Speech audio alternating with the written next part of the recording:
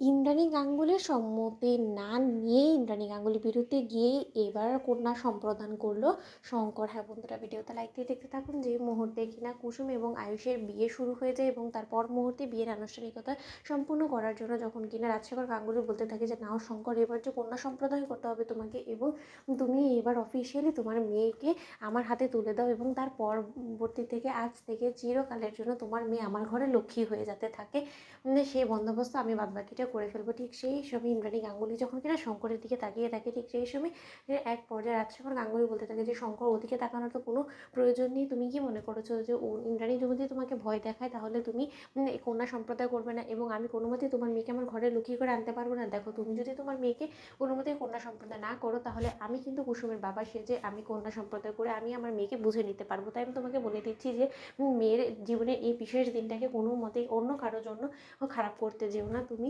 নির্দ্বিধায় তোমার মেয়ের কন্যা সম্প্রদায় করো। ঠিক সেই সময় কথা বলা মাত্র শঙ্কর যখন কিনা কন্যা সম্প্রদান করে, ঠিক সেই সময় শঙ্কর বলতে থাকে যে কর্তামা, আমি জানি যদিও যে আপনার সম্মতির বিরুদ্ধে এই বিয়েটা হচ্ছে, কিন্তু তার সত্ত্বেও আমি শুধু আপনার কাছে এতটুকু আর্জি রাখবো যে আমার মেয়েটাকে একটু খেয়াল রাখবেন এবং আমার মেয়েটাকে কোনো রকম কোনো অপমান অসম্মানের দিকে ঠেলে দেবেন না। ঠিক সেই সময় এই কথা বলা মাত্রই ইন্দ্রাণী গাঙ্গুলি যখন বলতে থাকে যে সবে মাত্র তোমার মেয়ের জীবনটা কী করে নরক করতে হয় তার শুভ আরম্ভ শুরু হলো এবং তুমি কি মনে করেছো শঙ্কর যে তোমার মেয়েকে তুমি রাজশেখরের উপরে দায়িত্ব চাপিয়ে দিয়ে তুমি ওই বাড়িতে ঢোকাবে এবং তার পর মুহূর্তে তোমার মেয়ে বাড়িটাকে স্বর্গ করে রাখবে এবং তোমার মেয়ে এই গোটা বাড়িতে রাজত্ব করে বেড়াবে, যেরকমটা কিনা আমার ছেলের জীবনে রাজত্ব করে বেড়াচ্ছে? এতটাও সহজ হবে না তোমার ছেলে।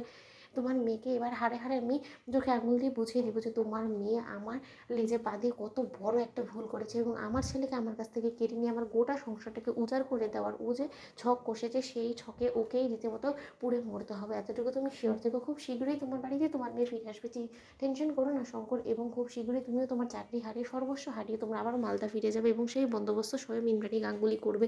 ঠিক সেই সময় আয়ুষ যখন বলতে থাকে যে তার আর মনে হয় না মা প্রয়োজন পড়বে, কারণ আমার দীর্ঘ বিশ্বাস যে আমার স্ত্রী অর্থাৎ কুসুম আয়ুষ্মান গাঙ্গুলি খুব শীঘ্রই তোমার মন জয় করে এই বাড়ি বড় বউ হওয়ার সমস্ত যোগ্যতা অর্জন করে ও তোমাকে চোখে আঙুল দিয়ে বুঝিয়ে দিবে যে এই কুসুম সরকার ছাড়া এই গোটা গাঙ্গুলি হাউসটা রীতিমতো একদমই ছন্নছাড়া এবং গাঙ্গুলি হাউসের প্রত্যেক কটা মানুষ কুসুমকে এ বাড়িতে রাখতে নিজেরাই আগ্রহী হবে, সেই কথাটা তুমি মাথায় রেখো। এবং তুমি যতই চেষ্টা করো না কেন কুসুম এবং আমার সম্পর্কের মধ্যে চিড় ধরানোর, কিন্তু সেটা কোনো মতে তুমি সফল হবে না। তার কারণ তুমি তো প্রকাশ্যেই বলে দিয়েছো মা যে তুমি কুসুম এবং আমাকে কোনো মতে এক হতে দিবে না।